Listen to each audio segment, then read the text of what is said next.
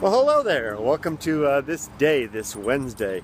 So let's do the Good Life meditation for today.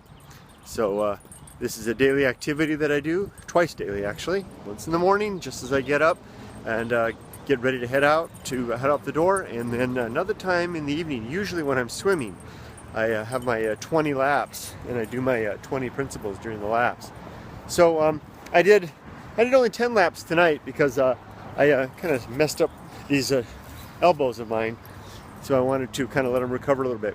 So we'll do the first 10 and then complete the 20 and the 5 objectives and the 1 affirmation. So the first of this begins, and the reason I do this every day is to keep me focused on my life objectives and my life principles. Very important to me. Oh, I should rush this because I may run out of space. So I'll make this as fast as I can. Try to keep it under 10 or 15 minutes. Maybe the memory will run out. But this is a very important activity to me, and I've been doing it for well over a year now, and periodically on camera. So first, the affirmation of human and civil rights, just simply a reminder to myself to keep in mind the rights of my fellow human beings, and to not trample upon those. And as for rights, I tend to default to my society's standards in terms of, like, for example, the Bill of Rights. And to put it simply, life, liberty, and the pursuit of happiness. 5 objectives. The first objective is the development and maintenance of good life principles. 2 is the cultivation of good emotional reactions. Boy, that one's gotten better over the years, especially in the last 6 months.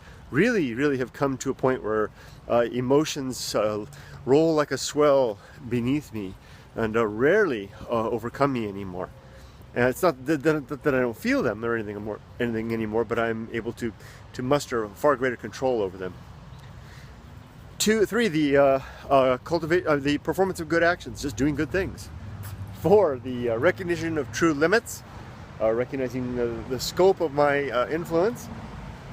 And 5, the recognition of true opportunities. What really is out there that I can perform and where I can improve. Helps me from getting into water deeper than I can handle. Now my 20 principles. The first is the principle of war. Waking up every day, going to war with everything that I hold dear, looking for every chance that I can to prove myself wrong. If that's my objective, if that's my aim, then my instrument is reason, which is the second principle, the principle of reason, and the sub-principle of honesty and objectivity, to look at the world in a sane, rational way, to help me discern truth from fancy.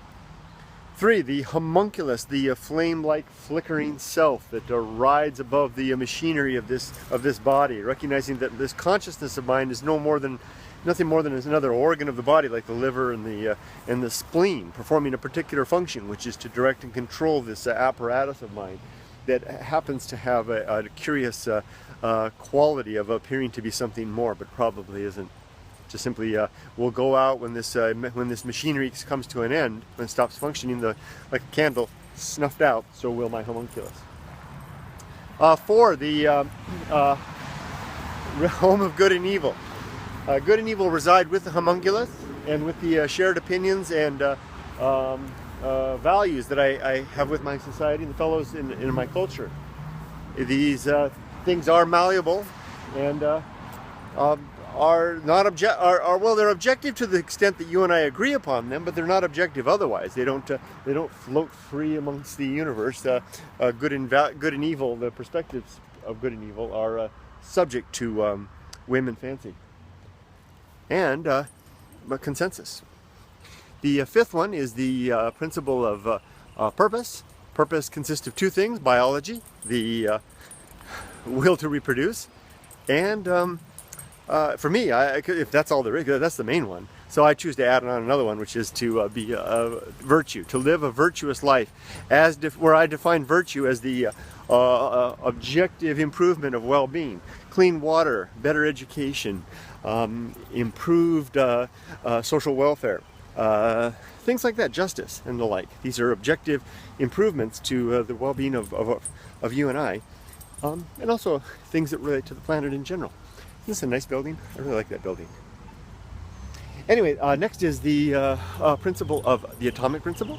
Everything is made of bits and pieces, flowing and changing and forever transforming. Likewise, you and me.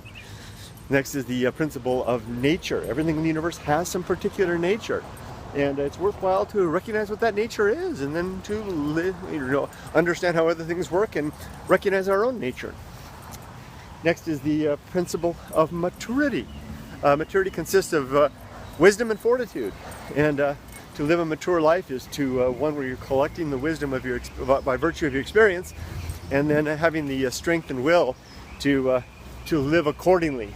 I remember seeing trees like this in Japan or on the shrines. I can't quite remember what they're called though. The dog's pulling the leash. I used to know. Anyway, the next one is the social principle. Human beings are social animals. We need one another to survive, and our best ends are social ends. It's a very refined form of good to seek after social well-being. The next is the principle of the feast of offal. That's O-F-F-A-L or E-L. Offal being the waste and byproduct of the butcher's arts, all the stuff that goes into making sausage. Well, guess what? We human beings have a waste and byproduct of our living, which is the excess that flows off of our undisciplined, unprincipled, uncontrolled living. Throw off the anger, frustration, letting other people have it, giving people a piece of our mind, things like that. And this is something that we all do. And the feast is when you consume what others give off, when you fail to recognize that what it is that they're giving off, and you choose to consume it, to take it seriously, to let it inform and infect your well-being. So I try to avoid the feast of offal, and I try to avoid contributing to the feast in my own way. Next is the, after the feast of offal comes, that was 10, so now we're on to 11, which is temperance, the controlled consumption of all things, food, drink, work, play. This includes emotions, not allowing, consuming to excess the sensation of anger or frustration or love or joy or whatever that is, but consuming it with moderation, letting it inform our better judgment. Temperance also has the sub-principles of suffering, simplicity, and apathy. Suffering being a natural consequence of denial. Simplicity being a shortcut to temperance by teaching ourselves to live a simple life. And apathy being the ability to recognize the things that we that are outside of our control, and therefore not to let them impact us too much or overcome us. It's a strange thing, apathy. It sounds like a negative thing, but it's got a very positive quality to it as well. The next is after that is the the best seat in the house, to be okay with where I am right here, right now, and whatever I am, to not want to be anyone else, to not want to be anywhere else, or not want to be doing anything else. There's the twin of that other building. Next is the path of wildness, to recognize that sometimes we have to make tough decisions in life, and to allocate a reasonable amount of time to make that decision. And when that time comes, ask ourselves, can we offer ourselves more time? If not, then it's time to make the decision. And if we have all the facts, try to get the facts as best we can.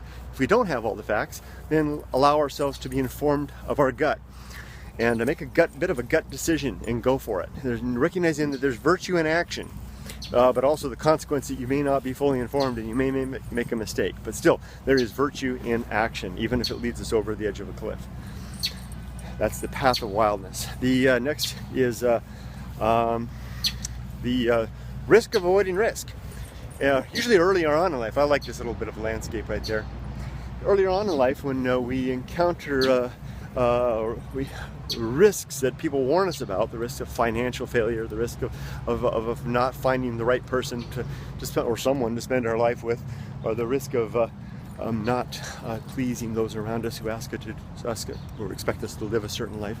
The consequence of giving into that is that you may suffer a greater risk of not living according to our nature. So that's the deeper risk that lies behind the more superficial risk at the surface. And if you avoid the former, you may find yourself suffering under the latter.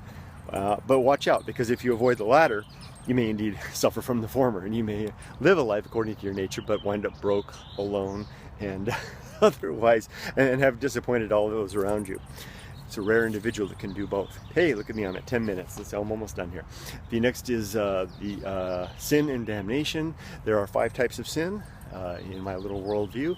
There is falsity, living a false life, not being true to yourself, not being true to not being true to your will and ambition, your interests, and also not recognizing the truth of the world around you. Come on, little puppy. The next is credulity, an over-eagerness and willingness to believe, usually for the purpose of convenience, to get us someplace we want to be, if we would only just believe. 3 is faith, which is a type of credulity.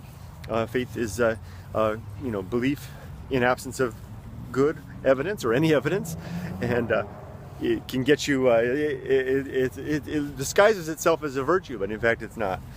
The next one is superstition, and then dogma, for I think relatively obvious reasons. Superstition being, again, a form of credulity, and dogma being acceptance of prescribed truth by virtue of authority, doctrine, or persuasion,